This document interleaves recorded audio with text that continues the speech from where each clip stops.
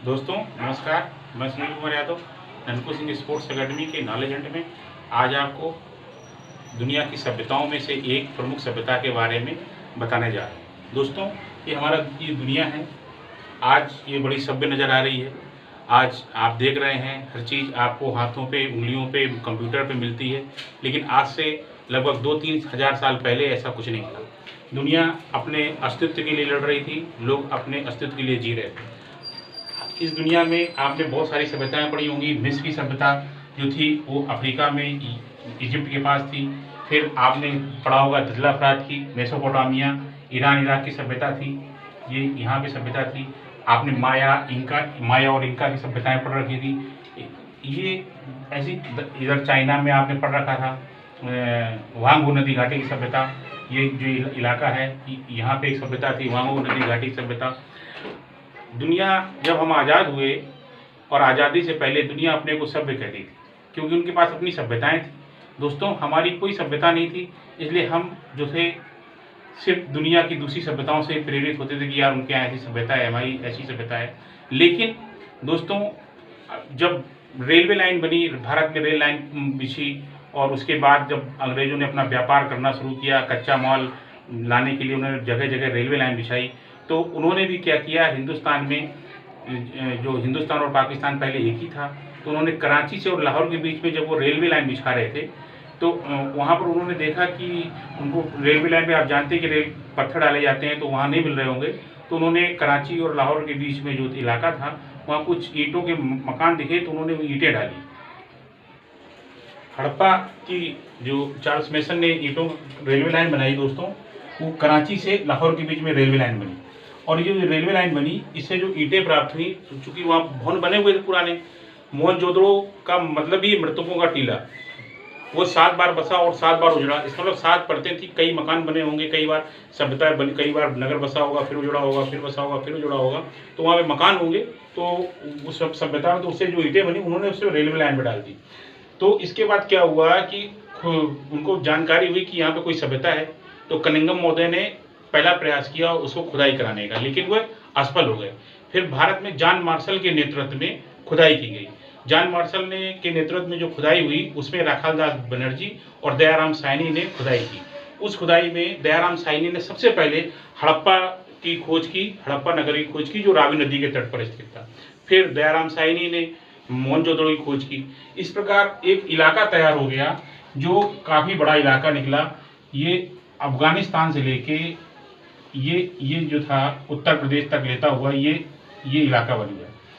उत्तर में जो इसका क्षेत्र था वो लगभग 12,99,000 वर्ग किलोमीटर था। सिंधु घाटी सभ्यता का जो क्षेत्र था ये 12,99,000 वर्ग किलोमीटर था। उत्तर में जो था वो मांडा, जम्मू कश्मीर में मांडा था। इधर पूर्व में जो था वो आलमगीर नगर था, जो मेरठ के पास है, गंगा नदी, हिंडन नदी के किनारे। इधर सुल्तानगंज था अफगानिस्तान में, और इधर महाराष्ट्र में जो था वो दायमाबाद था। ये इसकी बाउंड्री हो गई। उत्तर में जम्मू कश्मीर के अखनूर सेक्टर में मांडा, इधर जो था वो सुल्तानगंज बलूचिस्तान, इधर आलमगीरपुर मेरठ में हिंडन नदी किनारे, और नीचे नर्मदा नदी की घाटी में जो था वो दायमाबाद था। ये इलाका लगभग 12,99,000 वर्ग किलोमीटर था। इस प्रकार ये हड़प्पा की खोज हुई। हड़प्पा स्थल जो खोज हुई, हड़प्पा के लगभग पूरे जो लगभग 1500 से अधिक स्थल पाए जाते हैं, जो भारत में लगभग 900 के ऊपर हैं, और पाकिस्तान में 500 के ऊपर मिलते हैं। अफगानिस्तान में 2 क्षेत्र मिले हुए हैं।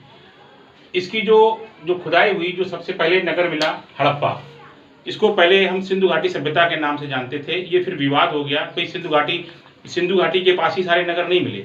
रावी नदी पर भी मिले, सतलज पर भी मिले, नर्मदा घाटी में भी मिले, हिंडन नदी के किनारे भी मिले, बहुत सी नदियों के किनारे मिले।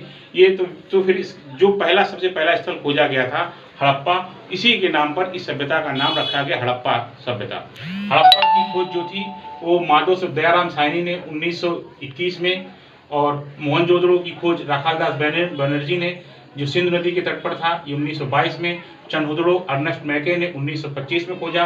रोपड़ बिष्ट और तलवार जी ने 1951 और 52 में खोजा।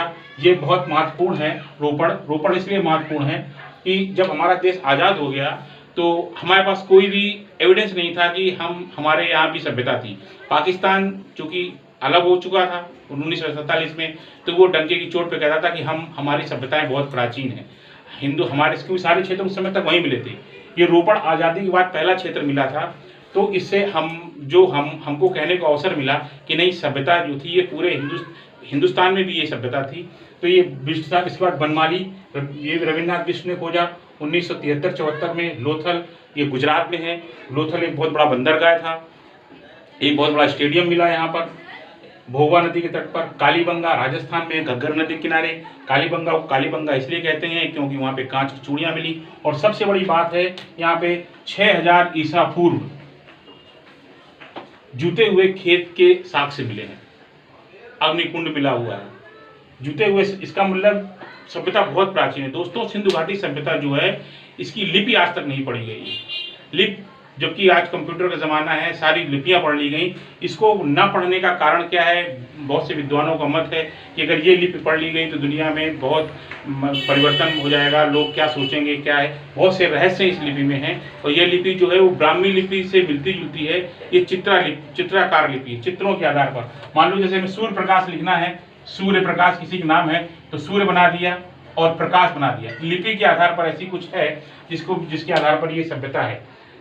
लोथल, इसकी जो बहुत बड़ी सभ्यता थी, इसकी 6 राजधानियाँ थी। लोथल और मोहनजोदड़ो, हड़प्पा, कालीबंगा, रोपड़ और चनोदड़ो, ये इसकी 6 राजधानियाँ थी दोस्तों।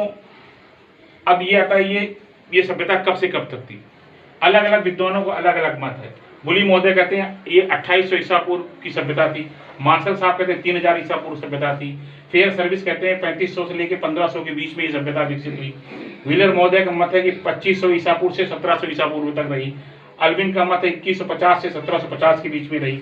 डीपी साहब का मत है 2300 से 1700 के बीच में रही। लेकिन जो सबसे महत्वपूर्ण है वो कार्बन डेटिंग के आधार पर मानते, जो कार्बन डेटिंग है इसके आधार पर मानी जाती है कि ये सभ्यता जो थी वो लगभग 3200 से लेके 1500 के बीच में मानी जाती है।